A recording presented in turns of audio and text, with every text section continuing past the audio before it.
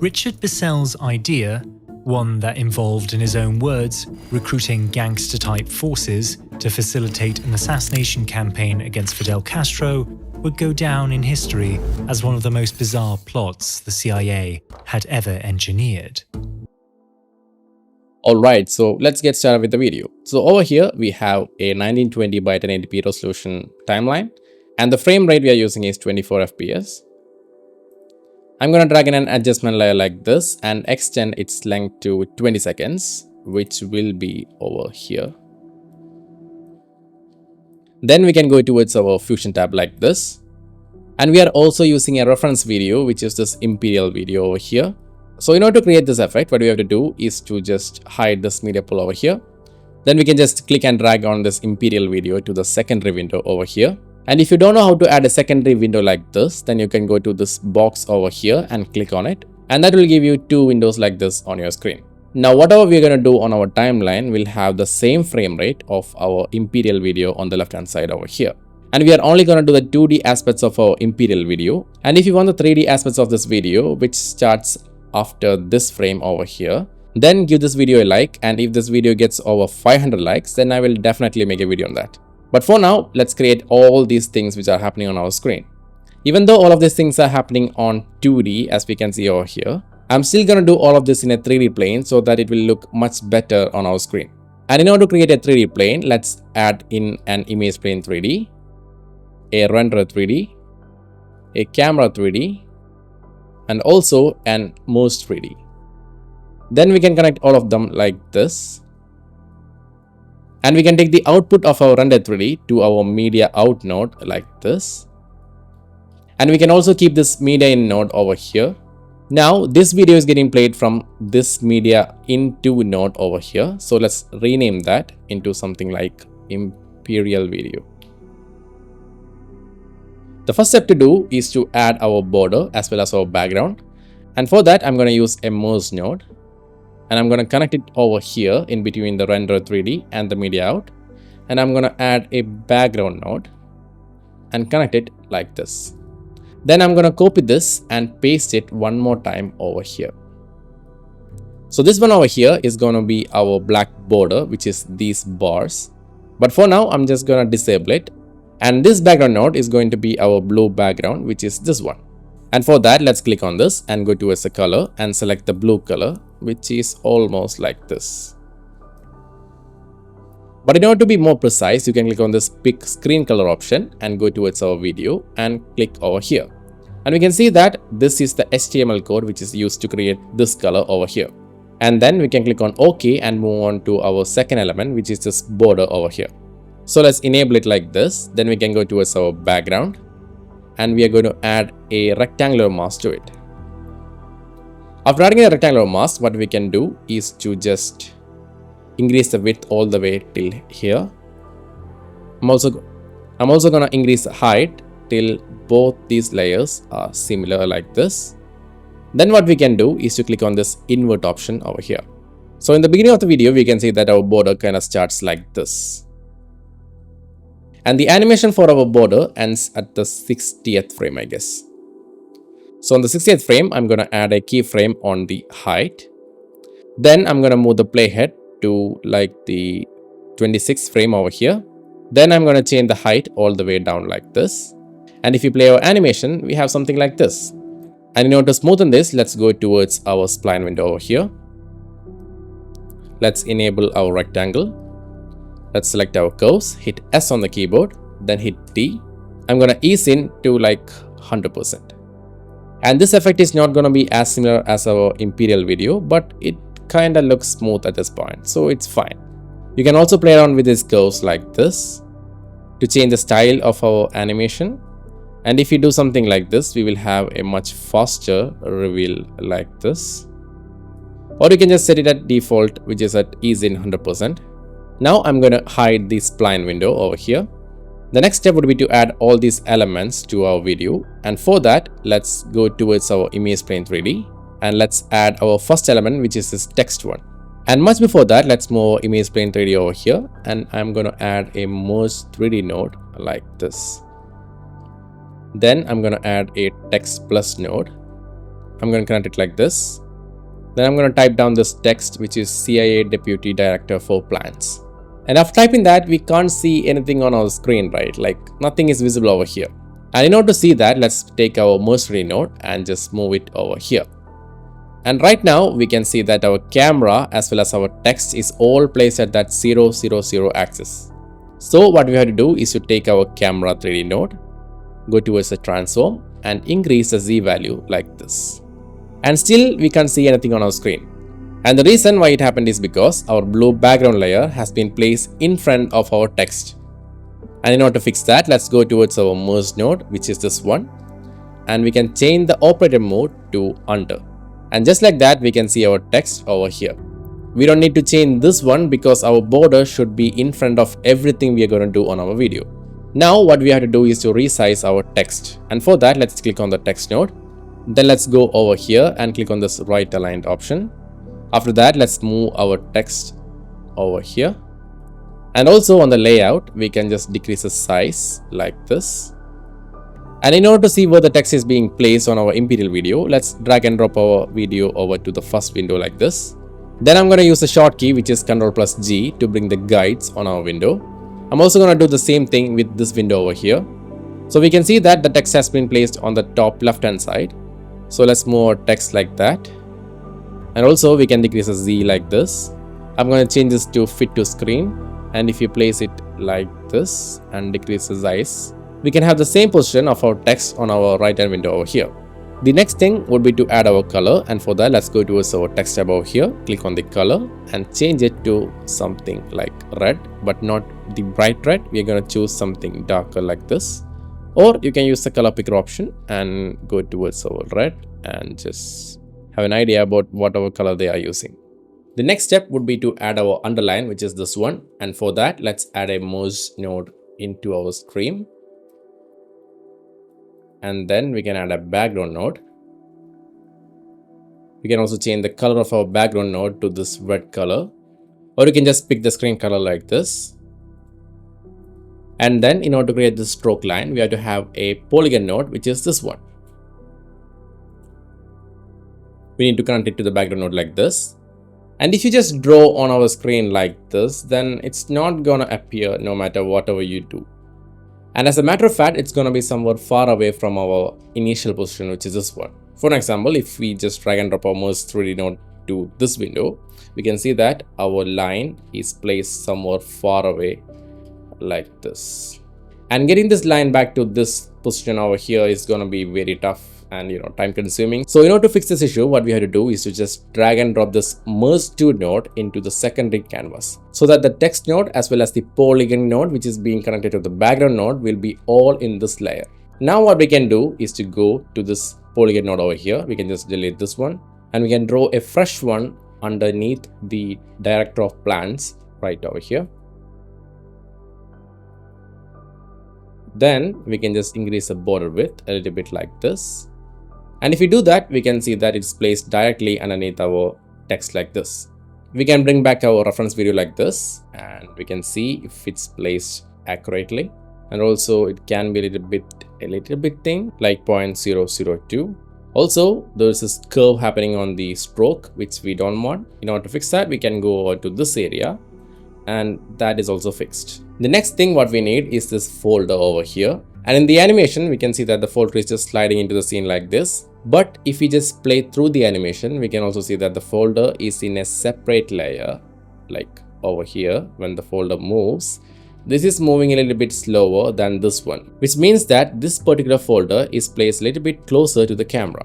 And in order to create this, we can add a merge over here, but it's not gonna give us that same effect which is being played over here. So in order to have that similar effect, what we can do is to just copy paste the image plane 3D one more time over here.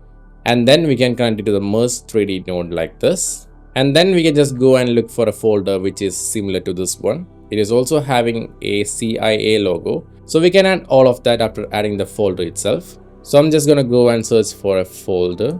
Just gonna type real folder PNG. Then let's drag and drop the image into a window like this. So right now, after connecting our folder media into our image plane 3D, we will have something like this. The scale is a little bit too big for our scene. So let's fix that. And also this white thing is happening. So in order to remove that, we can add a key here. This can be this luma key here. Then we can just invert it and also decrease the contrast.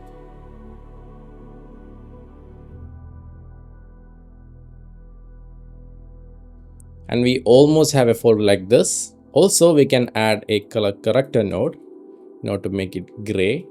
So I'm just going to decrease the saturation like this. And also we can bring back a little bit of contrast. And in order to fix this issue, which will happen a lot of time, we can go towards the options and just click on this pre-divide and post multiply box. And I guess this is good. Then we can just bring back our folder into the scene like this. We can also rotate it a little bit towards the side. And we also need to remove this thing, which is a little bit annoying. And in order to fix that, we can add a patch replace node over here.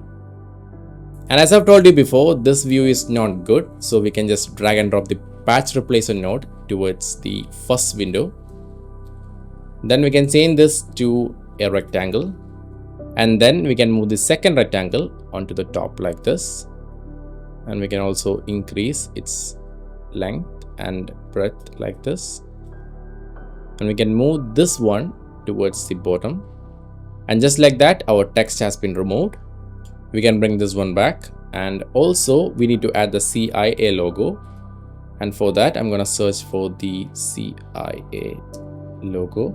Then we can bring it back into the window like this. And then we can just connect it over to the color corrector so that we will have a merge node over here. And then we can add a luma key here in order to remove that white thing. And then I'm going to drag and drop this to the first window like this. After that, we can just change the values. The only thing left to do is to reposition it into our window. And for that, we can go towards the merge, decrease its size. And also we can move it towards the corner like this.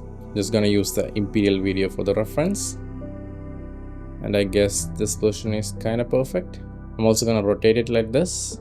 And then I'm going to add a mask to the merge 3. And this one is having a rotation, which we just did earlier. So I'm just going to copy paste this angle value to the rectangle. And then I'm going to decrease the width as well as the height. And move it a little bit towards this side. That's perfect. But still, as per our Imperial reference video, we can see that it's not that bright red which is happening on the screen. So the drills are the same. We are just going to add a merge node over here. And then we're going to add a background node, connect it to the merge node like this. And then we're going to pick the color like this. After that, we are going to change the operator mode of the merge 4, which is this one, to inside. And I'm also going to increase the size like this so that we will have maximum coverage. The red needs to be a little bit bright, so I'm just going to manually do it. And this one looks good in my eyes at this moment, so I'm going to leave it like this. And finally, we are going to add a drop shadow into our folder. And for that, I'm going to add a drop shadow node. I'm just going to decrease the drop distance like this. And I'm going to increase the shadow strength. I'm also going to decrease the blur. And if we move our image plane 3D to the canvas like this, we can see that our envelope is also done.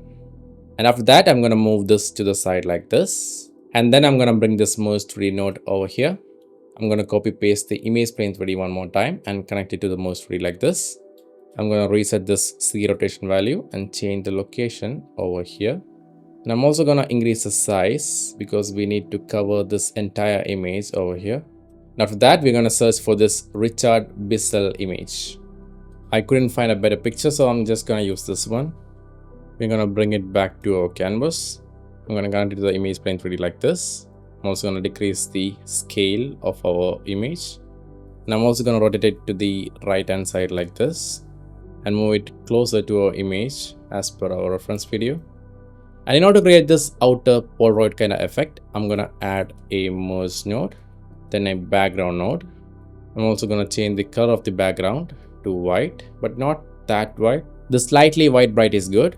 After that, I'm going to click on the merge node and set the operator mode to under. Then I'm going to add a transform node over here.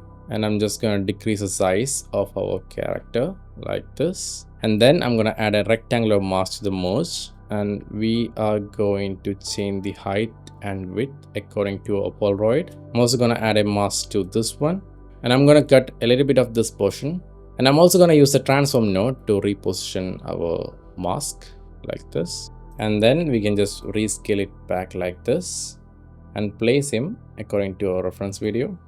The next step would be to add a drop shadow just like we did before. So what we have to do is to just copy paste the drop shadow node from here and then paste it over here.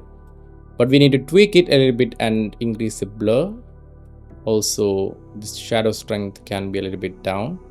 And just like that, our image is done. Also, I forgot to write the text. And in order to add that, we're going to add one more merge node. And then we're going to add a text node to it.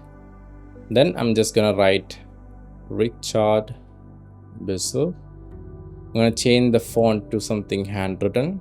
And this one called Christine ITC looks cool. So I'm just going to fix that. And then I'm going to move the text over here.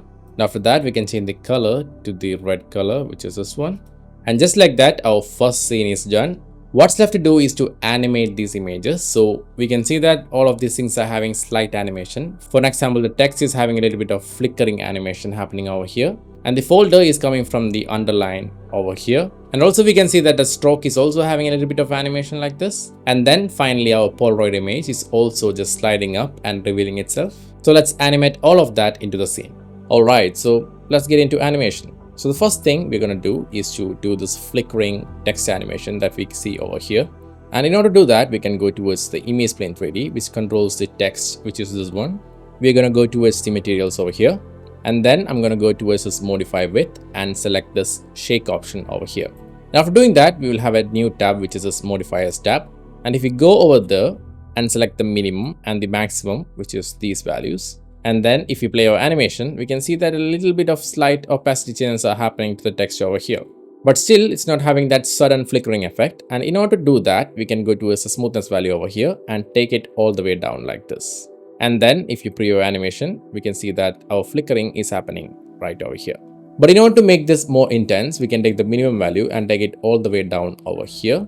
And then if you preview animation, we can see a little bit of flickering which is happening to the scene like this. We can again take it all the way down a little bit like this, and also change the smoothness to 1. And in order to understand how the shake is modifying our transparency, we can just open the spline window, and then we can enable this opacity on this one.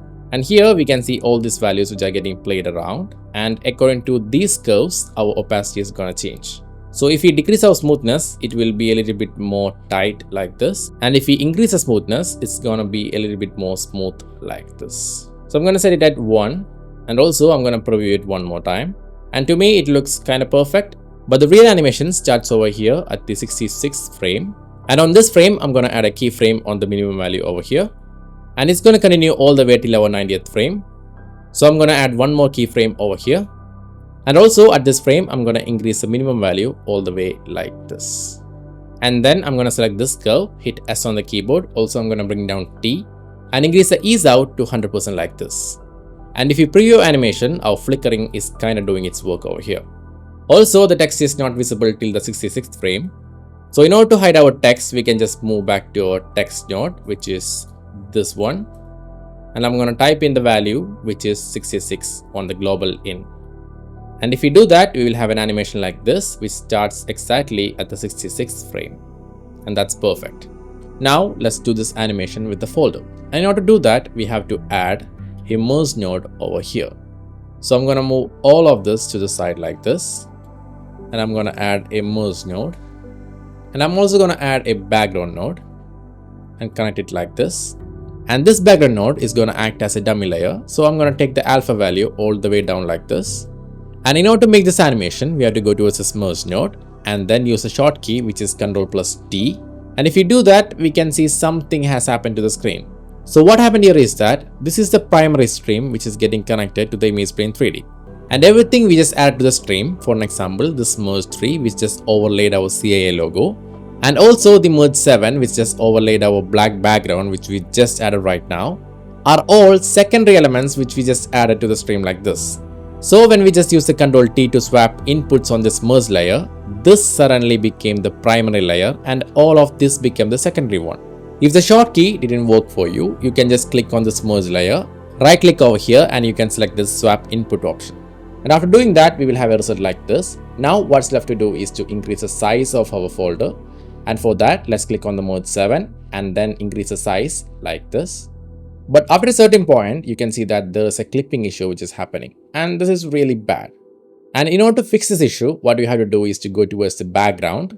Then we have to go towards image and increase the width and height value.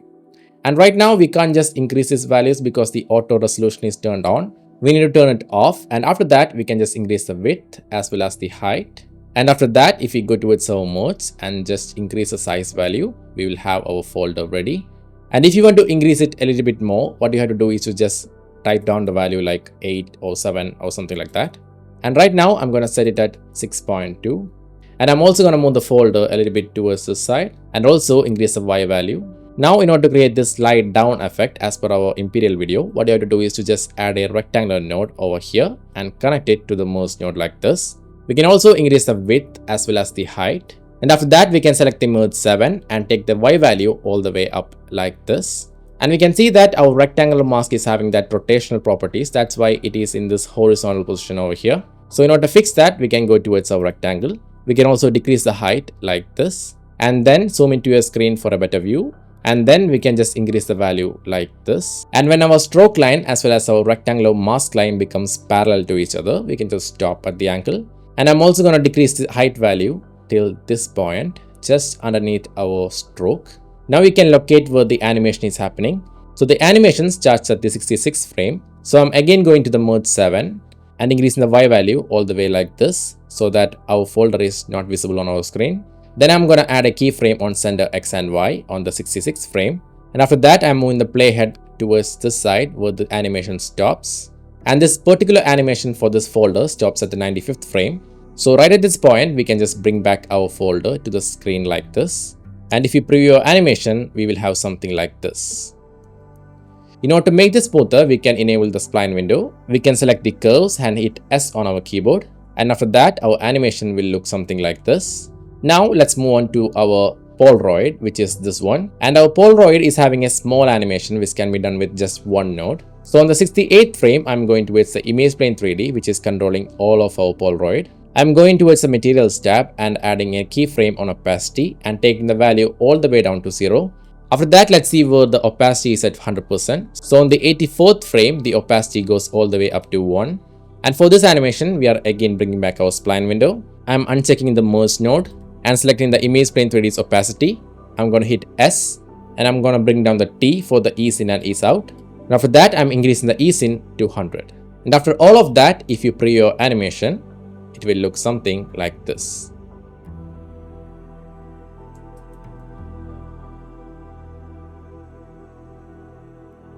The next step would be to increase the C values of these 3 objects. And for that, let's see where the objects are placed in the Imperial video. So over here, the folder moves first, which means that the folder is placed closer to the camera. And right after that, our text moves, which means that our text is somewhat closer to our folder. And when we check our animation, we can see that these 2 objects completely goes away from our scene. And then this title kind of thing shows up. So let's increase the C values of these 2 values.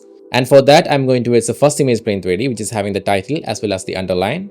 I'm going to go towards the transform tab and increase the C value like this. Then we can just scale it down. And if we move our camera to the right hand side like this, we can see that the text moves much faster than all of the other elements. And we want the same thing happening towards our folder as well. So I'm going towards the image plane 3D, which controls the folder. And on the transformation tab, I'm going to increase the C value a little more like this. And then I'm going to decrease the scale. And also I'm going to reposition it just like we did before. And if we move our camera, we have this animation happening on our screen. And this camera animation kind of starts at the 194th frame. So I'm going to add a keyframe on the camera's translation X value. And this animation ends at the 230th frame. So I'm just going to increase the X value so that only our Polaroid will be visible on our screen. Also pay attention to this guide and see where the Polaroid is kept on our reference video. And then we can smoothen these curves like this. And if we preview our animation, we will have something like this. Alright, so we have animated till this portion out here. The next step would be to add all of these elements, which will be covered in another video, because I don't want to overwhelm you with all these elements which we did. And if you're new to this node-based Davinci Resolve Fusion kind of tutorials, then it would be better for you to practice what we have just covered till now. So for this video, I'm gonna stop right here. But I'm also gonna give you a pro tip which you can use in your workflow to make everything a little bit more easier.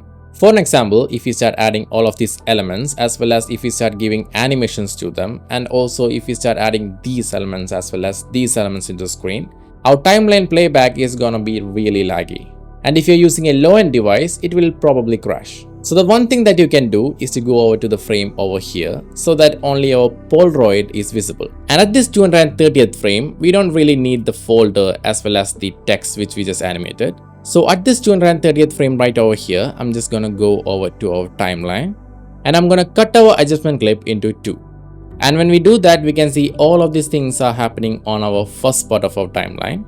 And on the secondary timeline, we can go inside of Fusion and we can delete all other layers. For an example, I can delete the text layer as well as the folder layer which we created. So from now onwards, what we really need is these nodes which are controlling our Polaroid. And when we move from this frame all the way till this frame, we don't really need the Polaroid anymore. So the 322nd frame, I'm just gonna go over to the timeline over here and again gonna cut it. But I'm gonna do all of that on the second part of this video, so stay tuned for that. So for now, bye bye and take care, and I will see you in the next one.